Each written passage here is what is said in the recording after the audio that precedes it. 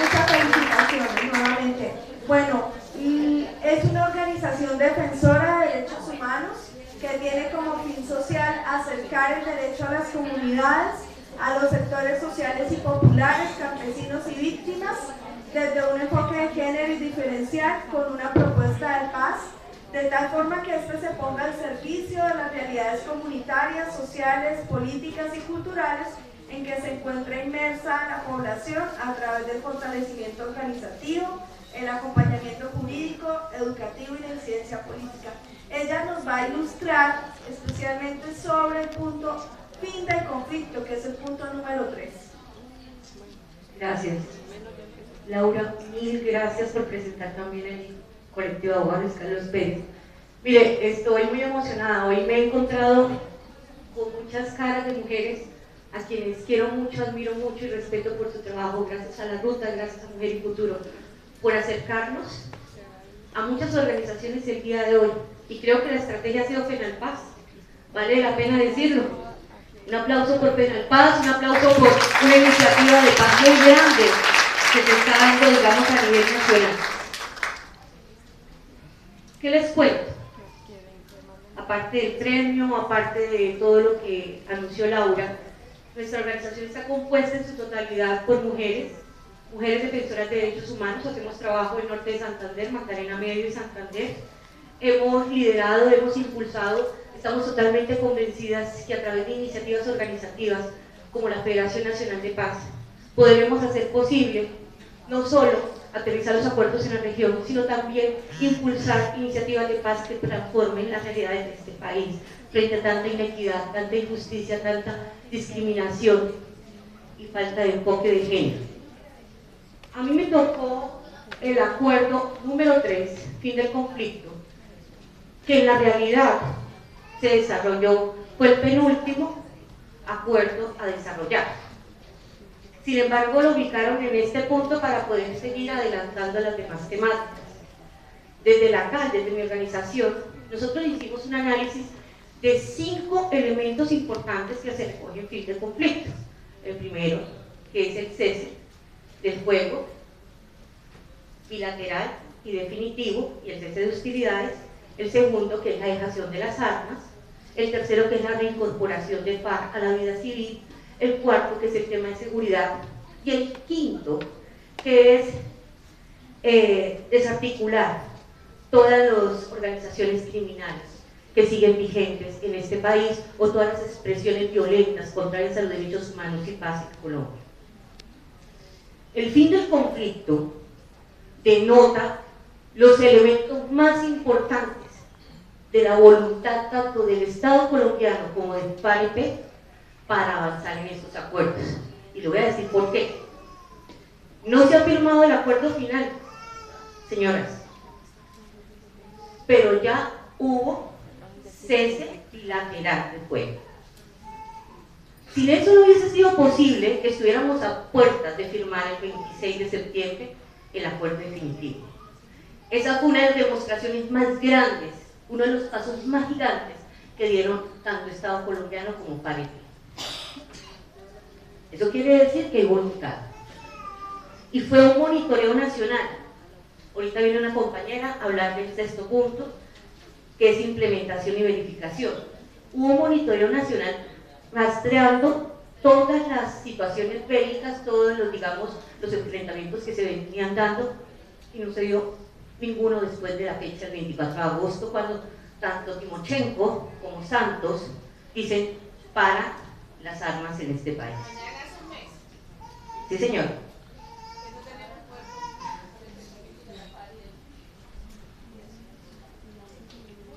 Pero quiero, después del cese bilateral al fuego, que digamos ya hemos avanzado en ello, centrarme en un punto para, digamos, superar o animar de una manera más pedagógica y acercarnos a cuál es la reincorporación de FARC a la sociedad civil, que es uno de los puntos más importantes del fin del conflicto.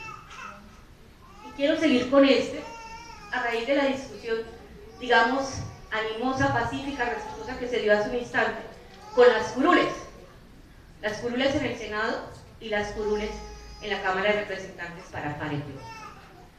No hace parte esto precisamente del modelo de participación política, y es una exigencia de FARC, y mucho menos una concesión del Estado colombiano, para que se pudiera pensar en que sí, solo dándoles 10 escaños en el Congreso, ellos iban a firmar el acuerdo.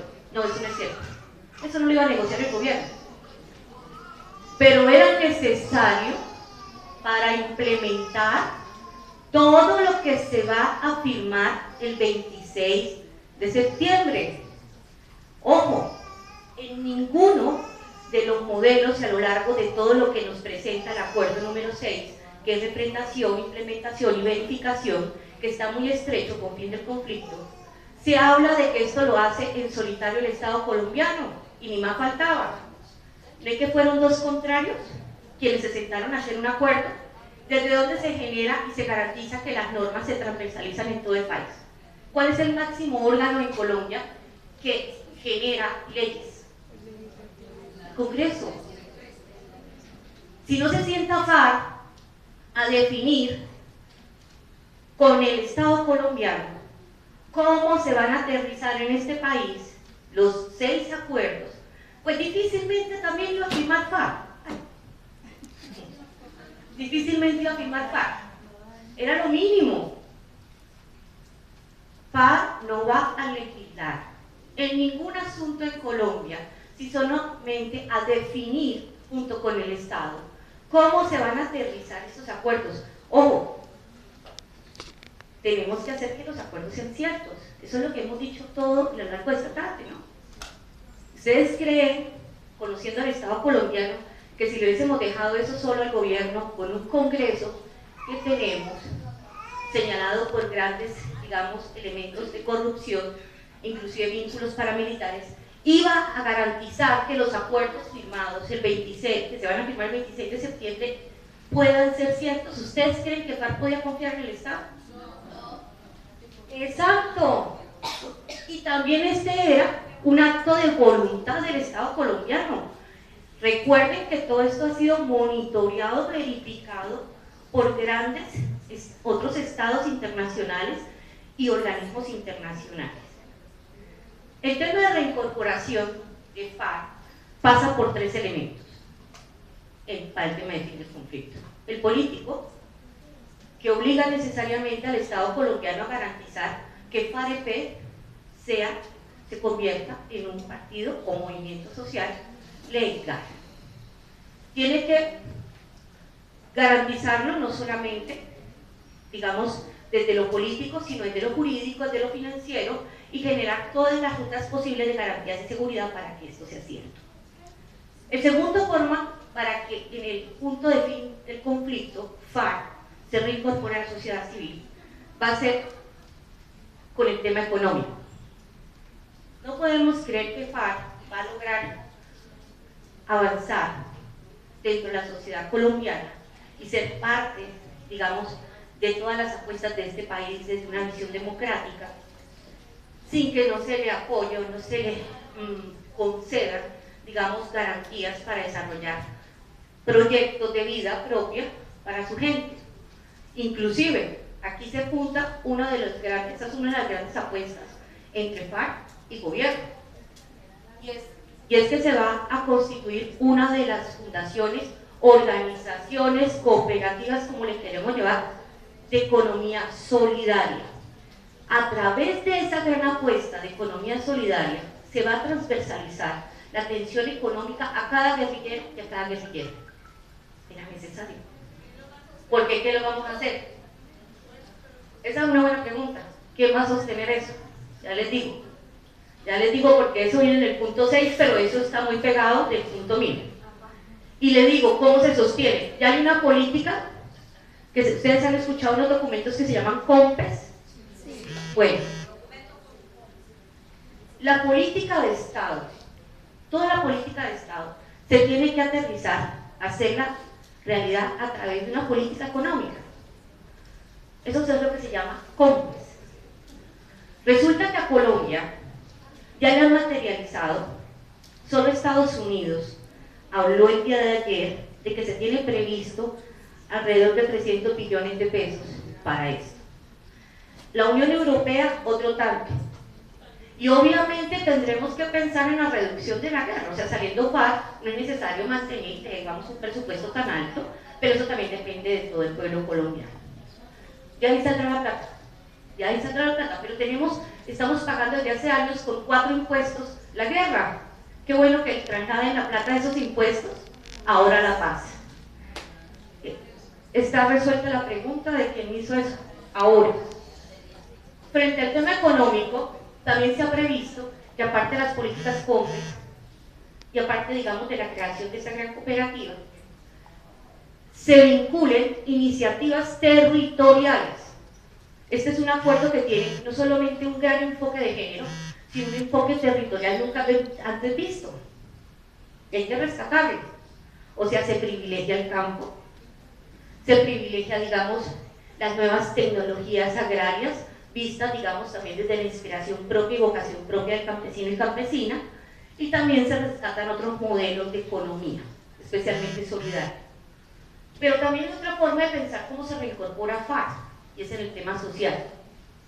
Nosotros tenemos que ser solidarios y ser, digamos, como se dice, dolientes, pensando qué va a pasar con estas guerrilleras y todos estos guerrilleros, digamos, incorporados a la vida civil sin formación. Entonces, en el tercer elemento, uno político, otro económico y el otro social, ha previsto el Estado colombiano junto con el FARC que se va a generar toda una política que va a transversalizarse a través del SENA y otras instituciones para que ellos tengan formación básica, secundaria y primaria, formación técnica y tecnológica, pero también van a ser parte, digamos, de todas estas nuevas empresas o estos nuevos modelos para que ellos mismos participen, impulsen sus propias iniciativas de vida, desde las regiones donde ellos, digamos, quieran rehacer nuevamente sus proyectos de vida o generar sus nuevos planes de familia o como quien sea. Esos son los 3 grandes elementos, digamos, para pensarnos en que FARC se reincorpora a la sociedad civil. Hay otro elemento que se llama el tema de seguridad. Para el fin del conflicto no podemos creer ni ser tan ingenuas de que FARC puede llegar acá, puede llegar a las ciudades, puede caminar libremente. Y le voy a decir algo, la seguridad que más debe preocupar en este país en estos momentos es la de FARC. Porque es que la historia también nos ha mostrado las capacidades que se tienen de los criminales, de los enemigos de la paz y de los derechos humanos, de cómo se ataca a cualquier expresión política que no esté de acuerdo con las decisiones de Estado.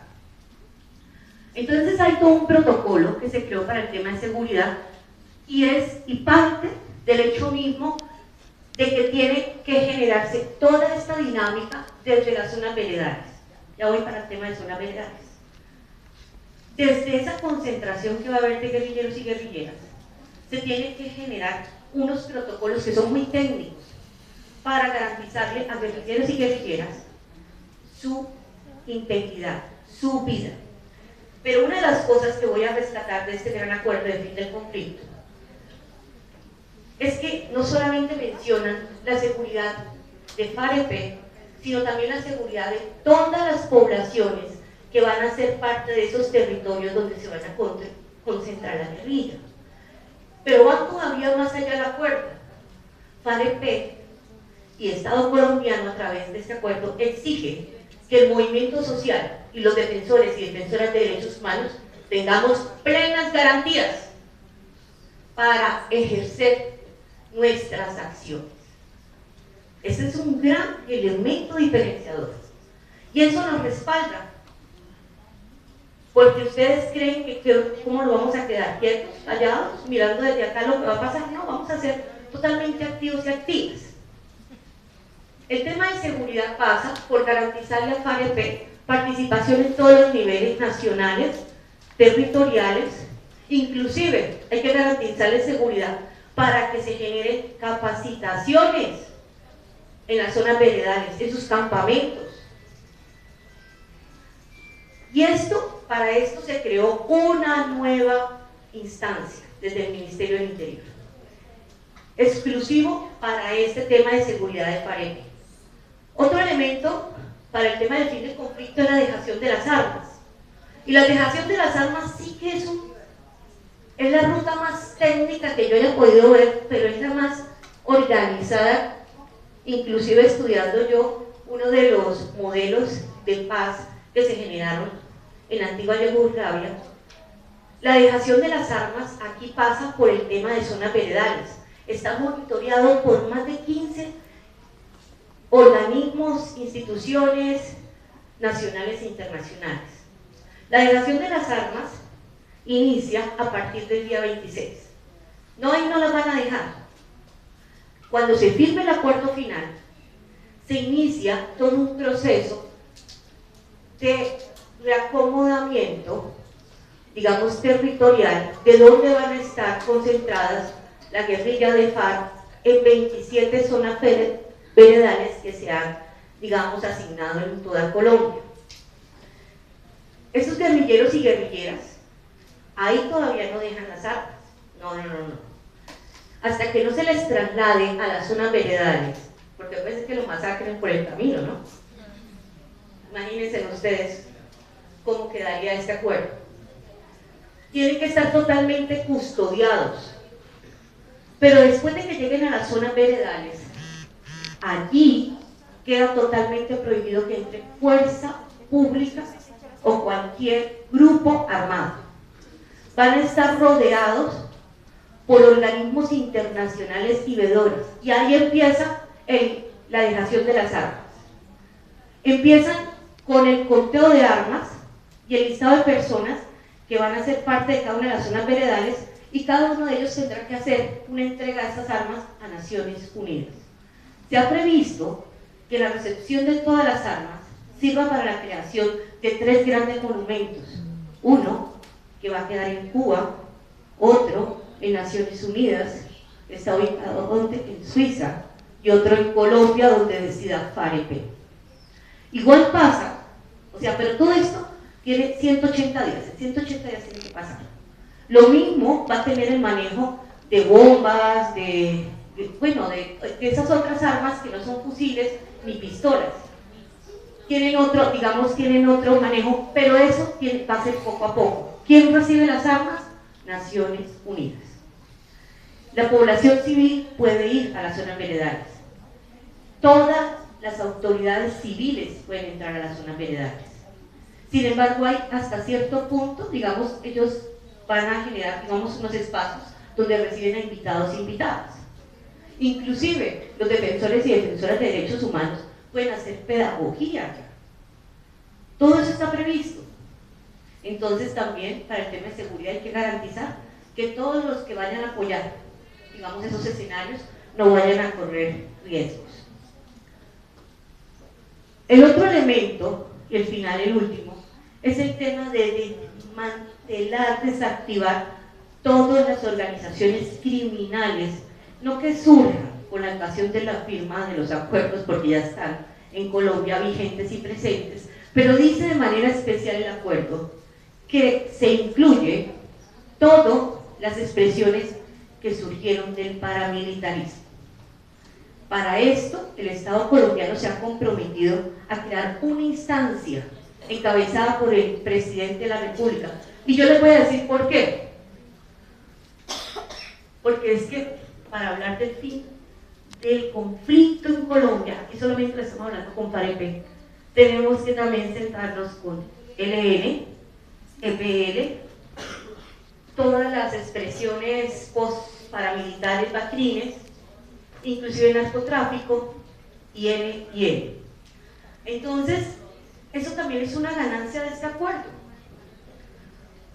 porque ese es un riesgo muy grande. ¿Cuál va a ser el reordenamiento territorial y la presencia también de la nueva organización criminal en Colombia, pensándose de otro resurgir paramilitar? Finalmente, les quiero dejar los siguientes, grandes conclusiones de lo que es fin del conflicto. Fin del conflicto es el acuerdo que va a ser posible, junto con el sesgo, refrendación, implementación y verificación, que todos los acuerdos que pasó Clarita, Sandra, antes, sean posibles. Si esto que dice en fin del conflicto, o el sexto acuerdo que ya viene después de mí, no se da, difícilmente podemos ir al tema de cultivos ilícitos, del agro, de víctimas inclusive. Para reflexión, sí me preocupa que leyendo el acuerdo, el punto número 3, no encontré una mirada diferencial y de género para la incorporación de las mujeres guerrilleras. Eso sí me preocupa. No lo dejo como una preocupación, sino una recomendación para ahorita que vamos a trabajar.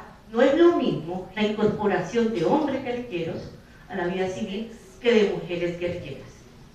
Muchas gracias. Si tienen preguntas, con todo gusto.